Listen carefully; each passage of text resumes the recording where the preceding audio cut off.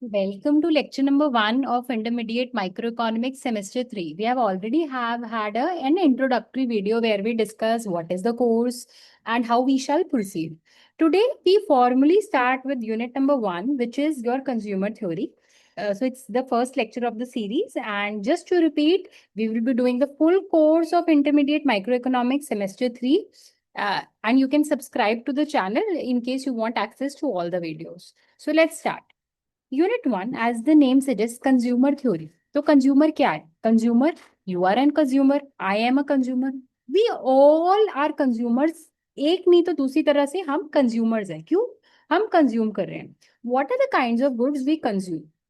apples, oranges, wheat, right? Laptop, refrigerator, right? Everything, even housing, right? You are paying a rental income to a house. So that way you have a demand for the housing, right? So in that regards, we are using all these goods as consumers. So unit number 1 says consumer behaviour, यानी हम किस situation में कैसा behave करेंगे. हम कितना, हमारी अगर एक सर्टेन अमाउंट ऑफ इनकम है, हम किस पे स्पेंड करेंगे, कितना स्पेंड करेंगे, कितना नहीं स्पेंड करेंगे, और हम ये डिसीजंस कैसे लेंगे. We know that economics is all about decision making. तो let's start this lecture, unit number 1 consumer theory. Today we will be discussing, this is your chapter number 2 of Paul variant. So it is your first chapter in this unit, right? So we start with this chapter. Economics is all about decision making. We know that economics is about making decisions in scarcity. Scarcity, incomes short है, incomes infinite नहीं है. अगर incomes infinite होती, we could have bought everything, right? Our demand for everything would be infinite. But now, since incomes are not infinite, they are finite. There is scarcity of income. We have to make a choice. Choice what to buy, what not to buy, how much to buy. Now let's start with the case of Martha. Martha is a consumer in car market. So Martha is just like is a person like you and me. So Martha visits to buy a car. Now take your example. Now if you want to buy a car, suppose you go to a Hyundai showroom, you can go to a Maruti showroom, right? You can go to multiple brands depending on what car you want to buy, what's your budget, and so on. So when Martha, before Martha goes to the showroom, what Martha does is वो एक list बना लेती है कि ये car मुझे खरीदनी है, ये इसका मेरा सेकंड नंबर है, मेरा थर्ड नंबर है, and this is the order in which I prefer cars. So Martha कहती है कि if given a choice, if budget is not a problem, I will buy a BMW. We tell Martha, suppose BMW is not available, what is your second preference? Martha कहती है, in that case, give me a Fortuner. We're in the Indian car market. We say, okay, Martha, even if Fortuner is not available, what will you buy? She says, I'll buy a Swift Desire. Even if Swift Desire is not available, what is your next best preference? I'll buy a Wagoner. Then if it is not available, I'll buy a Nano. If it's not available, I'll buy an Alto. And see these preferences, यहाँ ऐसा लग रहा है कि BMW top पे है क्योंकि वो सबसे महंगी है. These preferences have nothing to do with the budget, they have nothing to do with the income. She is preferring BMW. That's because it gives her greater satisfaction, maybe a symbol, status symbol, maybe other things, right? But when she is preferring BMW, it has nothing to do with the budget.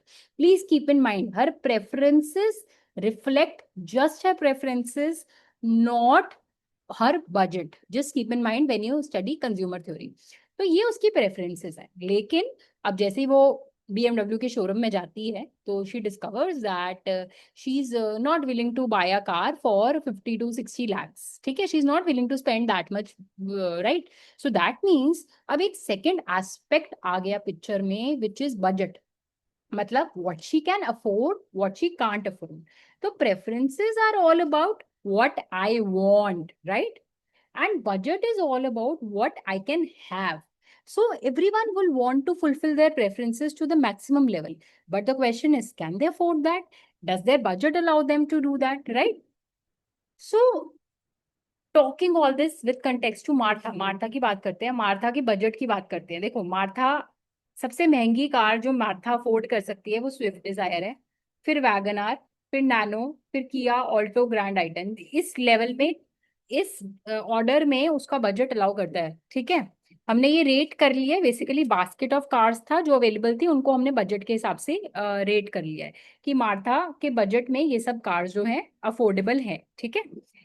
अब question ये आता है, economics में हमने दो parameters consider करें, एक Martha की प्रेफरेंस, एक मार्था का बजट। अब मार्था वो कार खरीदेगी जो वो प्रेफर भी करती है, प्लस वो अफोर्डेबल भी है। सो मार्था कौन सी कार खरीदेगी? जो वो प्रेफर प्रेफर भी करती है और जो कार अफोर्डेबल भी है। अगर कोई कार अफोर्डेबल है लेकिन वो प्रेफर नहीं करती तो वो नहीं खरीदेगी, ठीक है। सपोज करो ग्रैंड आइटन जो है, देखो अफोर्डेबल है, उसका बजट अफोर्ड करता है, लेकिन क्या वो उसकी प्रेफरेंस में है? नहीं। तो अगर आप ग्रैंड आइटन उसको सस्ती भी दे दो तो एक अलग बात है, ठीक है, तब बाद में देखेंगे कि क्या वो, बट उसके प्रेफरेंसेस में नहीं है।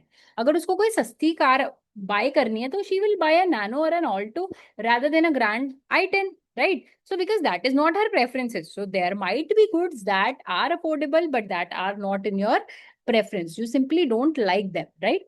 Similarly, there are goods which you desire, for example BMW, but those are not in your budget. So अब इस कंज्यूमर बिहेवियर में जब हम प्रेफरेंसेस और बजट को मिला देते हैं तो हमारे पास क्या आती है? मार्था की फाइनल डिमांड।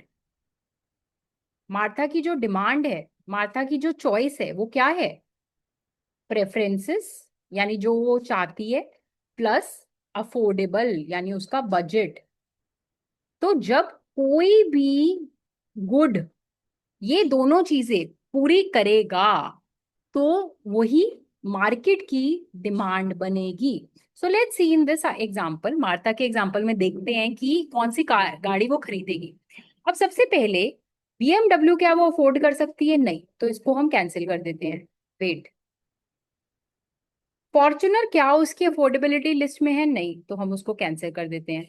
स्विफ्ट डिजायर क्या वो अफोर्ड कर सकती है? यस, तो वो यहीं पर रुक जाएगी। क्या वो आगे वैगनार पे जाएगी कि अफोर्ड कर सकती है या नहीं? नो, क्योंकि she prefers Swift Dzire more than WagonR, Nano and Alto. And please note, ये जो ऐसा नहीं है Swift Dzire is more expensive than the other cars. एक preferences have nothing to do with your budget, right? So the moment she hits here, she will buy the Swift Desire.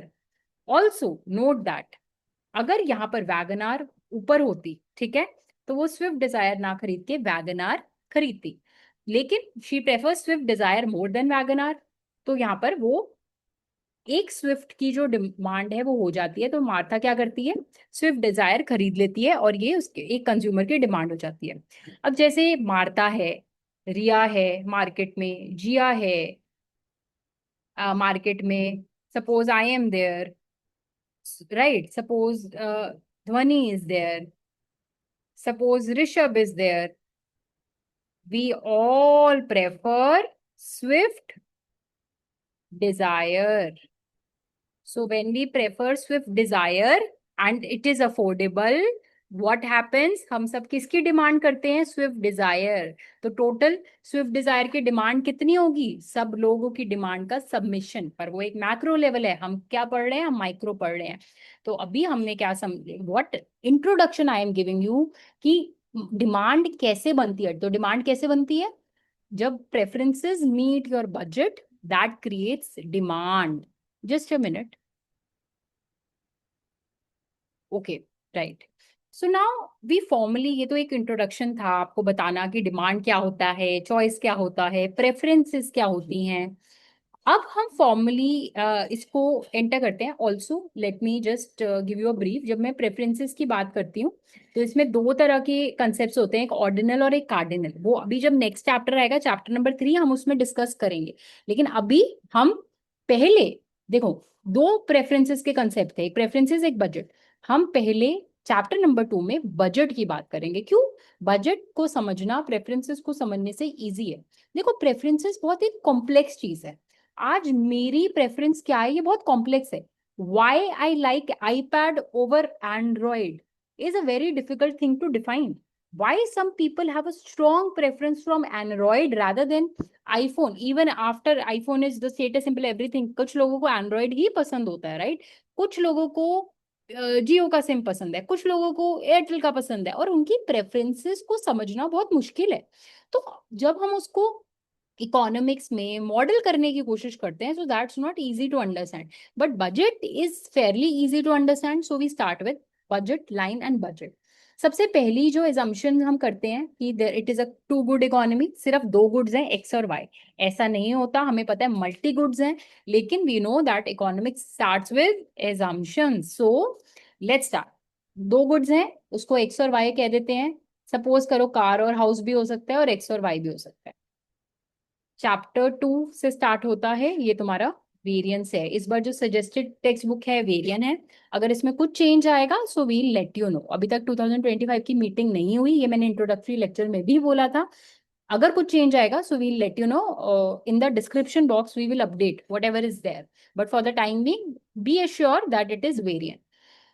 Now अब ये तो x और Y है, आप बोलोगे सिर्फ दो गुट तो नहीं एज्यूम करते, पर इकोनॉमिस्ट कहते हैं पहली बात तो हम ये सिंप्लिसिटी के लिए करते हैं। दूसरी बात, अगर मैं बोलूं एक्स में हमने सारे फूड आइटम्स इंक्लूड कर लिए, वाई में मैंने सारे non food items, oil, petrol, car, clothing, ये सब इंक्लूड कर दिया, तो देन वी कैन मॉडल। इस तरह से भी हम मॉडलिंग कर सकते हैं कि और एक्स और वाई ही सिर्फ एज्यूम करके सारे गुड्स एज्यूम हो जाए, राइट? ऐसा जरूरी नहीं है कि हम ये नहीं कर सकते, कर सकते। एक्स क्लोथिंग, वाई फूड, मतलब अभी भी पूरा क्लास ऑफ गुड्स नहीं कंज्यूम कवर, बट वो जरूरी भी नहीं है कवर, ठीक है, क्योंकि ये सिर्फ एजम्पशन है। और दूसरा, एक्स एप्पल्स, वाई ऑरेंजेस, तो एक कंज्यूमर सिर्फ कौन से दो गुड्स कंज्यूम करता है? एप्पल्स और ऑरेंजेस। रियल वर्ल्ड में नहीं होता, बट सिंप्लीफाई करने के लिए, कुछ चीजें समझने के लिए हम एजम्पशन कर सकते हैं।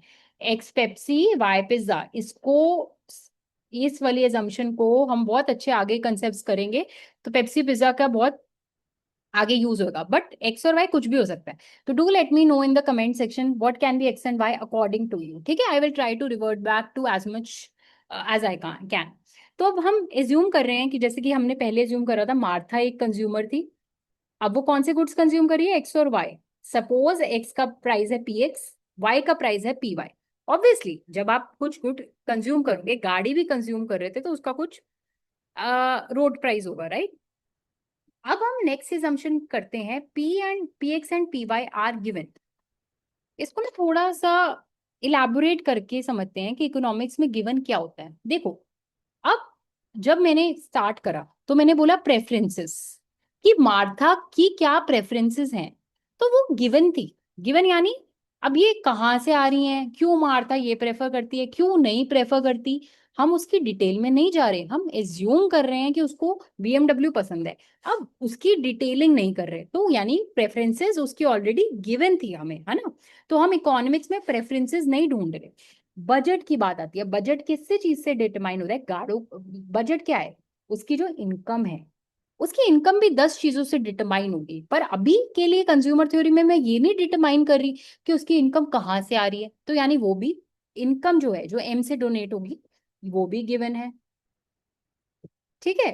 तुम्हारा ये जो पी एक्स है, पी वाई है, ठीक है, अगर किसी चीज का, अब मेरी इनकम गिवन है, अगर कोई चीज अफोर्डेबल है या नहीं है, ये गाड़ी मैं खरीद सकती हूँ, ये गाड़ी मैं नहीं खरीद सकती, मेरी इनकम महीने की 1 लाख है, मेरी इनकम सपोज करो साल की 20 लाख है, ठीक है, तो यानी मैं कौन सी गाड़ी खरीद सकती हूँ जो 20 लाख से कम है?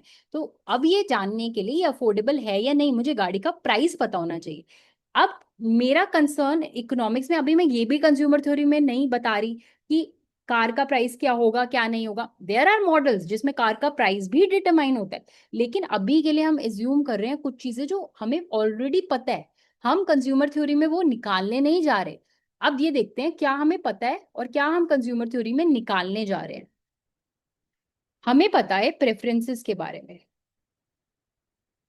प्रेफरेंसेस के बारे में मतलब मुझे पता है कि कौन सी चीज मैं नंबर 1 पे वैल्यू करती हूँ, नंबर 2, नंबर 3। तो ये मैं एज्यूम कर रही हूँ गिवन है, ठीक है?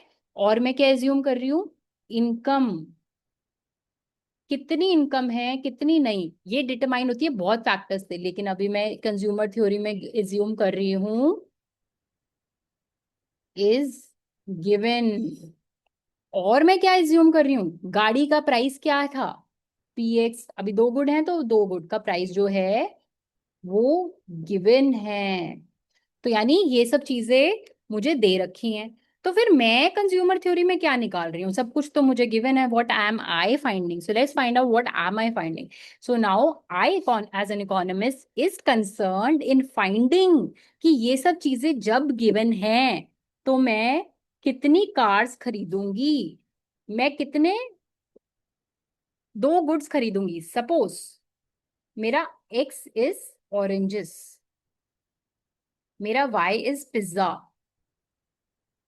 मेरे पास क्या गिवन है कि मैं ऑरेंजेस कितने प्रेफर करती हूँ, पिज्जा। ठीक है, अब मेरे को एक रेशियो गिवन है कि मैं ऑरेंजेस पिज्जा से कितने ज्यादा प्रेफर करती हूँ, कितने नहीं। जब प्रेफरेंसेस को समझेंगे तो मैं बता दूंगी इसका और डिटेल में, अभी के लिए बस प्रेफरेंसेस गिवन है।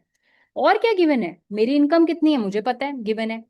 प्राइस ऑफ ऑरेंज कितना है मुझे पता है, प्राइस ऑफ पिज्जा कितना है मुझे पता है। लेकिन मुझे क्या निकालना है कंज्यूमर थ्योरी में, फाइनली मैं कितने ऑरेंजेस कंज्यूम करूंगी, फाइनली मैं कितने पिज्जा कंज्यूम करूंगी। This is what I have to find.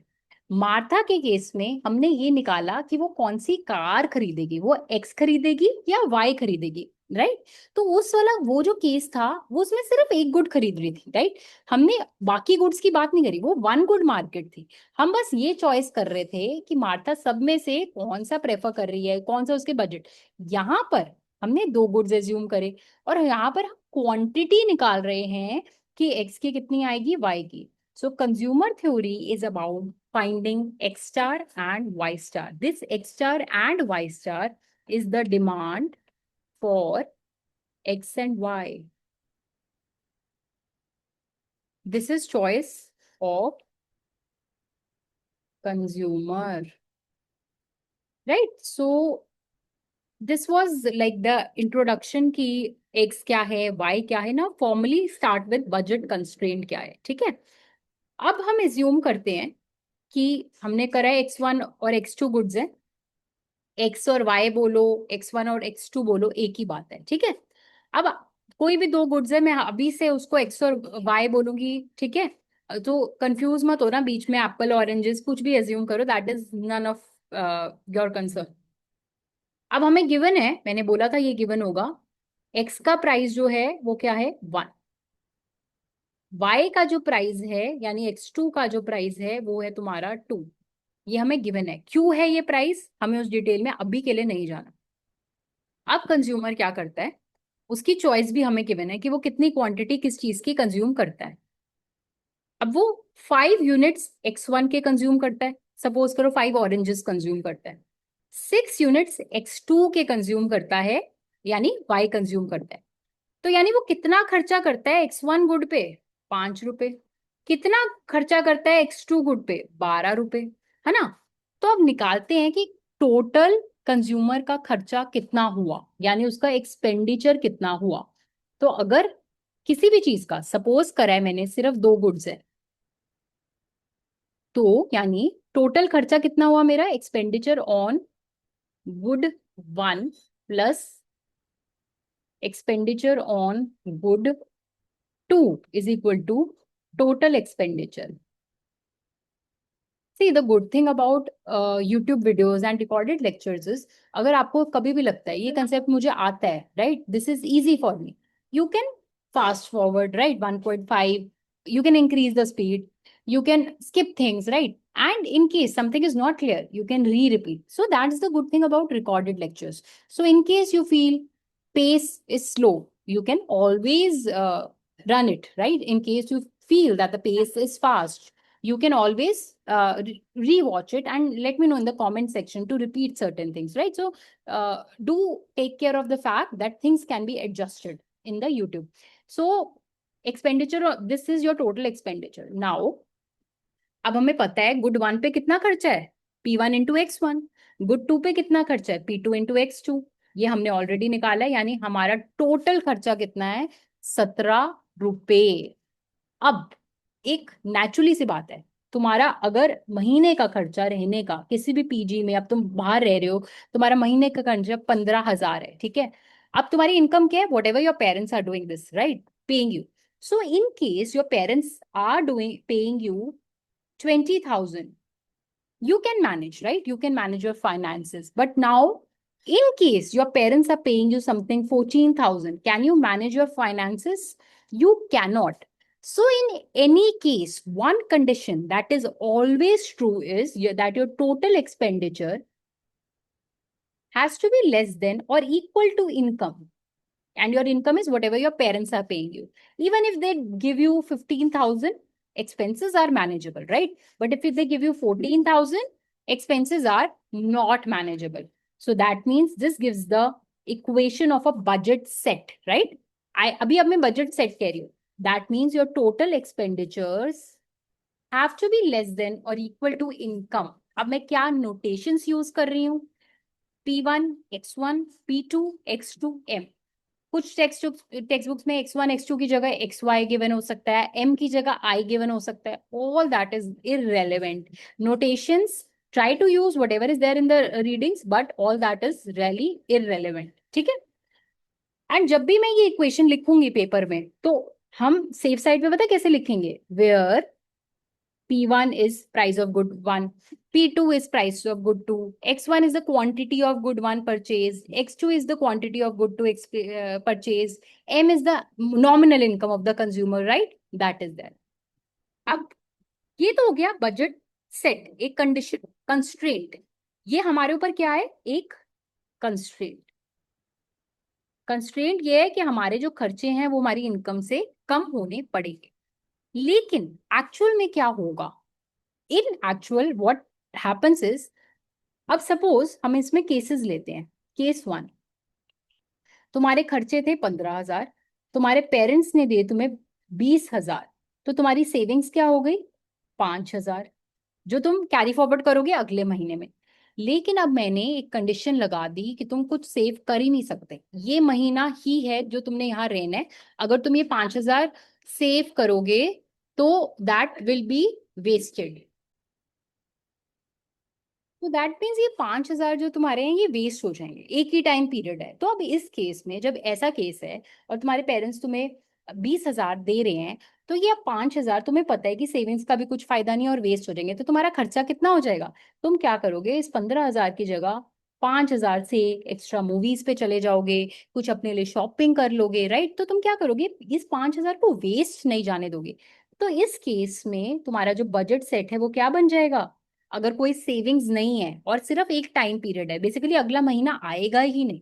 Savings का रोल तब आता है जब हम इकोनॉमिक्स में एज्यूम करते हैं कि मल्टीपल टाइम पीरियड्स हैं.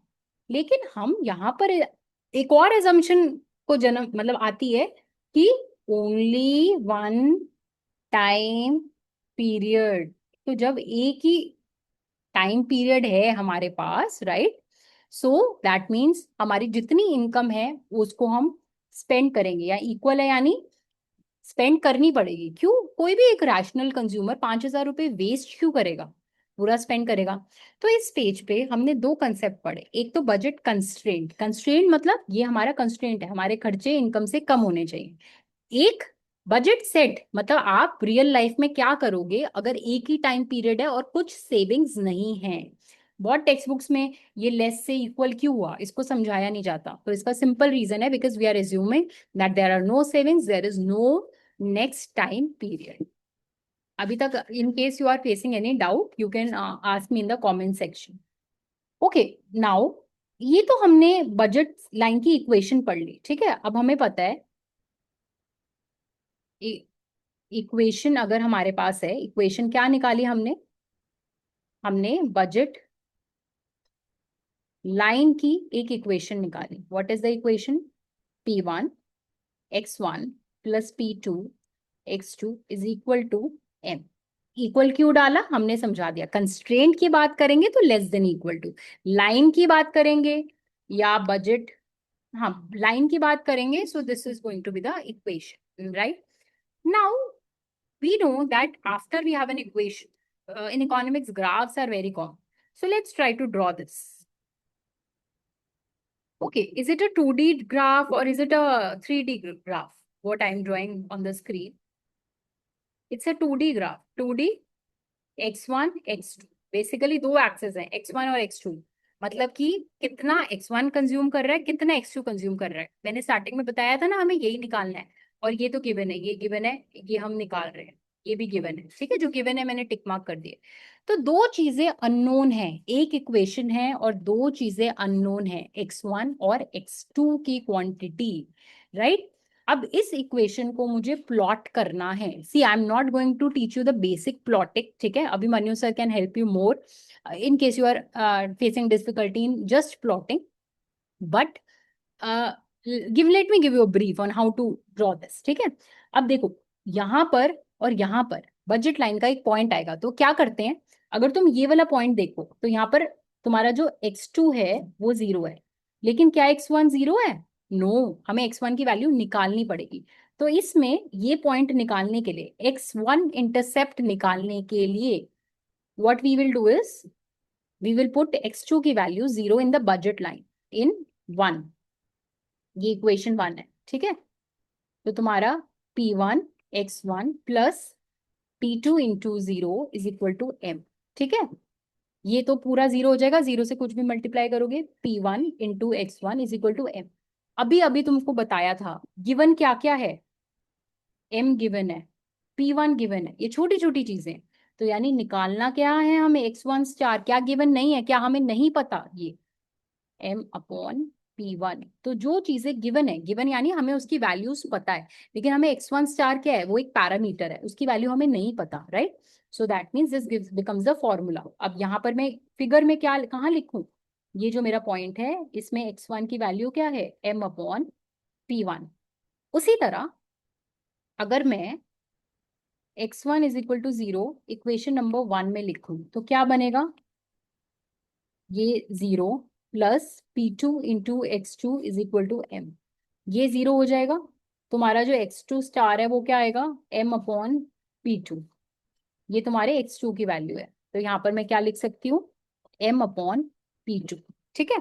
तो यानी ये मुझे बजट लाइन के दो पॉइंट्स दिए हैं, जिसमें या तो x1 0 है या x2 0 है, राइट। अब ऑब्वियसली अगर ये दोनों पॉइंट्स जो हैं वो बजट लाइन के होंगे, so that means if I join this, this becomes my budget line.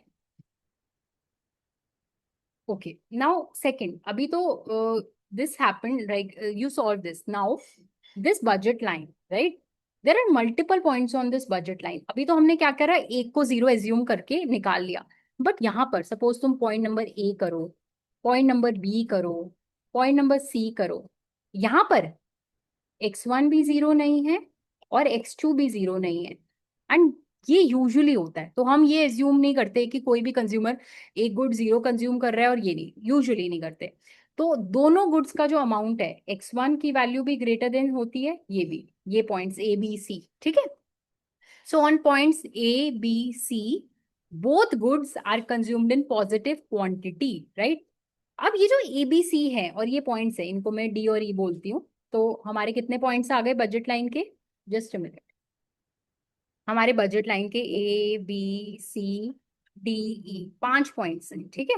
तो ये जो 5 पॉइंट्स हैं ये दिखाते क्या हैं, बजट लाइन के एक एक पॉइंट, ये दिखाते हैं,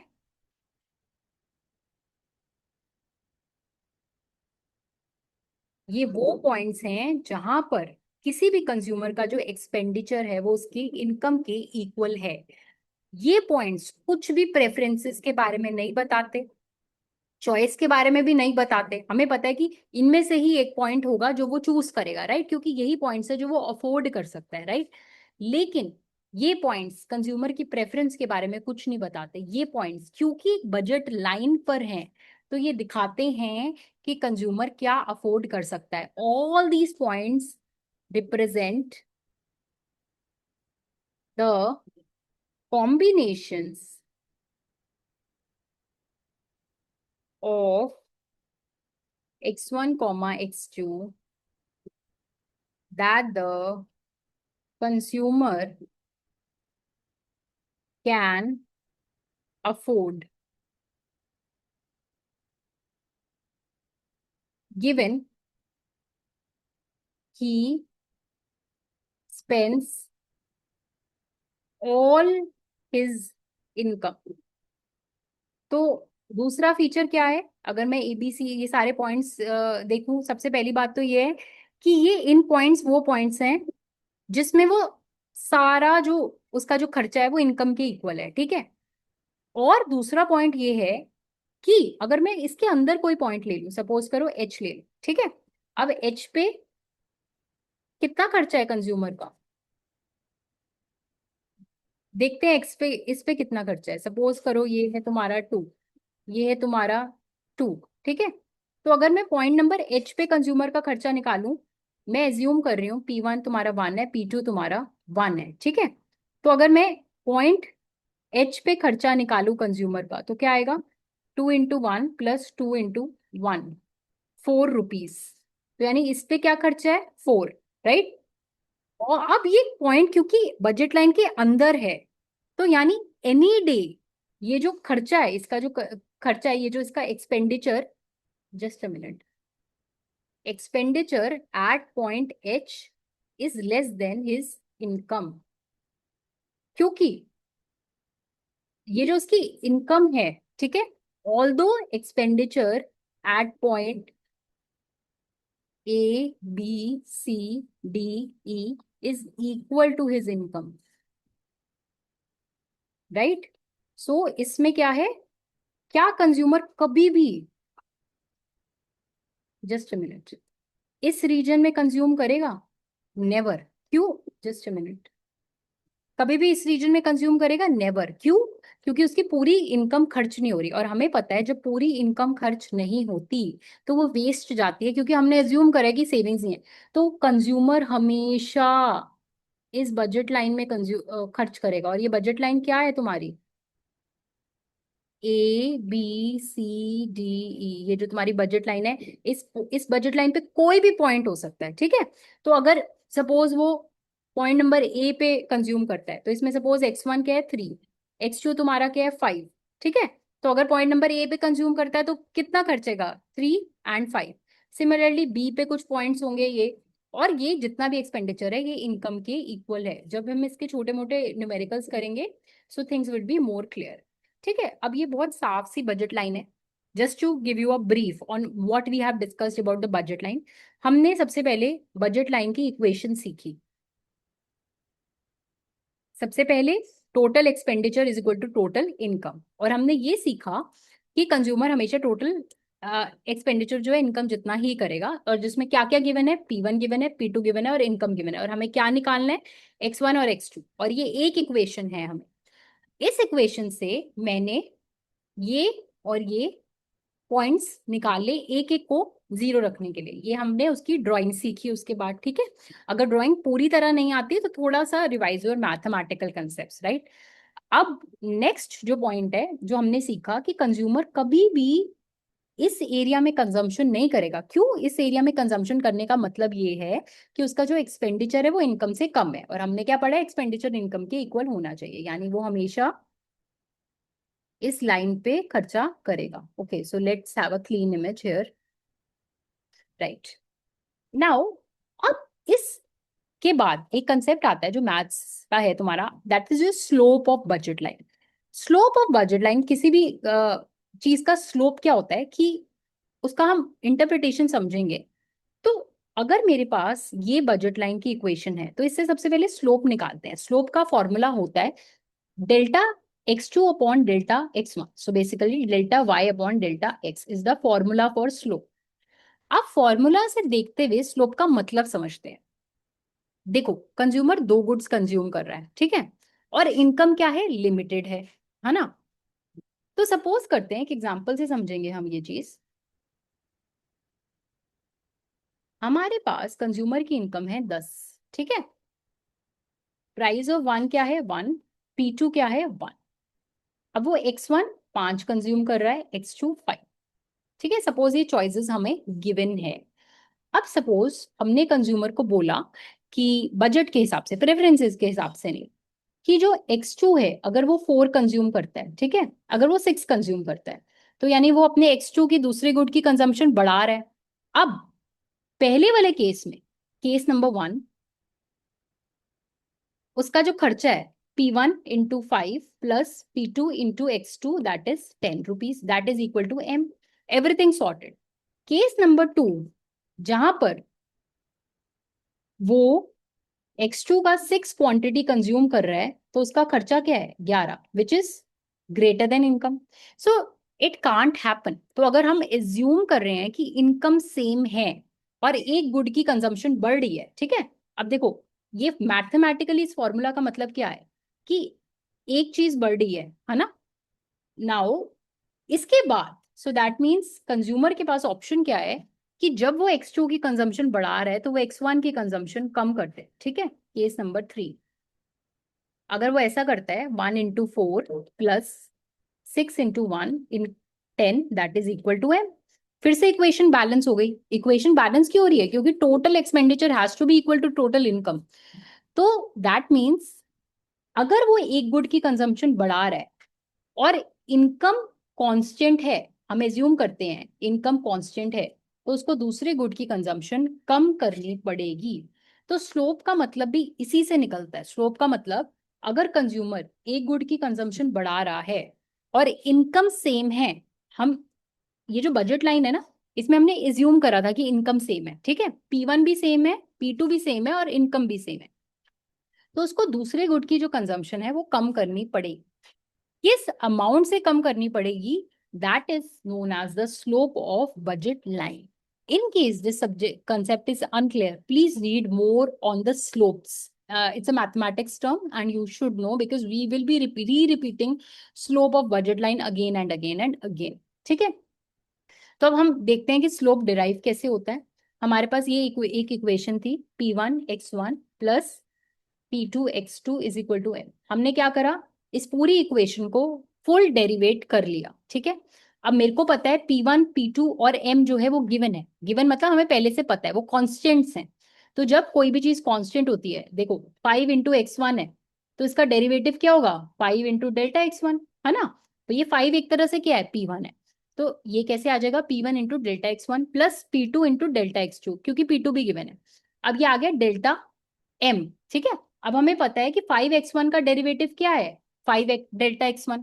लेकिन अगर सिर्फ 5 है, इनकम सिर्फ 5 है या 10 है, तो उसका डेरिवेटिव क्या है 0, क्योंकि वो कांस्टेंट है, गिवन है. गिवन का मतलब कांस्टेंट भी है, ठीक है. तो उसका डेरिवेटिव 0 है. जब ये 0 हो गया, तुम्हारा ये P1 into Delta X1 plus P2 into Delta X2 is equal to 0, ठीक है. अब क्या करेंगे, ये वाली टर्म को यहां लेके जाएंगे और इसको सॉल्व जब आप करेंगे तो आपको ये आंसर मिल जाएगा. ये हमने मैथमेटिकली स्लोप निकाला है बजट लाइन का. और बजट लाइन का जब हम स्लोप निकालते हैं, मीनिंग अगर मैं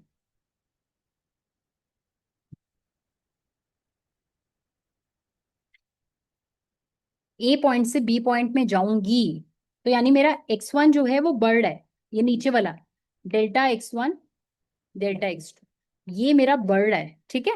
यहां से यहां जाओगे, ठीक है, income.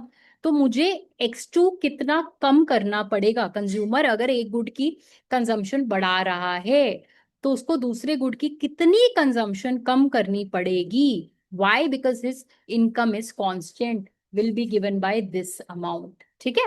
So let's do a question on this. So suppose P1 is equal to 2 and P2 is equal to 1. Find slope of budget line. Slope of budget line delta X1 delta X2 upon delta X1 is equal to minus P1 upon P2. That means the slope of budget line is -2. अच्छा, अब एक चीज देखते हैं, slope negative है. Slope negative मतलब budget line जो है वो डाउनवर्ड स्लोपिंग है. तो बजट लाइन कैसे बनती है मेरी, ऐसे. तो जब भी स्लोप नेगेटिव होता है, अभी के लिए हार्ड एंड फास्ट लर्न कर लो कि बजट लाइन, कोई भी जो लाइन है वो डाउनवर्ड स्लोपिंग है. तो हमारा जो स्लोप है वो क्या आया -2, ठीक है. नाउ जब मैंने ये बजट लाइन एज्यूम करी है, बार बार रिपीट कर रही हूँ P1 P2 एम जो है, ये जो तीनों चीजें हैं, ये गिवन है और ये क्या है, कॉन्स्टेंट्स भी हैं, चेंज नहीं हो रहे अलोंग अ बजट लाइन, ठीक है। अगर सपोज इनकम बढ़ जाती है या प्राइजेस चेंज होते हैं तो बजट लाइन कैसे चेंज होगी, ठीक है। एक तो ये कंसेप्ट, ठीक है, ये अभी हमने जनरल, अभी हमने क्या क्या कवर कर लिया। So let's see what all we have covered. हमने कवर कर लिया कंज्यूमर थ्योरी का इंट्रो, हमने बजट सेट समझ लिया, हमने बजट, सॉरी कंस्ट्रेंट समझ लिया, हमने बजट सेट समझ लिया, हमने बजट को ड्रॉ करना सीख लिया, बजट लाइन को, हमने स्लोप का कंसेप्ट समझ लिया, ठीक है, हमने बजट के ये कंसेप्ट समझ लिए। लेकिन अभी बजट के और कंसेप्ट हैं, जैसे अगर इनकम चेंज होती है तो बजट लाइन में क्या चेंज आता है, अगर प्राइसेस चेंज होते हैं बजट लाइन में क्या चेंज आता है, अगर हम टैक्स लगा देते हैं कंज्यूमर पे तो बजट लाइन में क्या चेंज आता है, हमने सब्सिडी दे दी कंज्यूमर को तो बजट लाइन में क्या चेंज आता है, और कुछ प्रोग्राम्स और कुछ questions. So we end this lecture here, this was like the first lecture of your consumer theory first chapter, and we shall start with the continue this chapter. अभी आपका चैप्टर नंबर 2 वेरिएंट खत्म नहीं हुआ, so we will continue this with this in the lecture number 2, ठीक है। And if you have any doubts please let me know in the comment section. So that was all for the day. Thank you.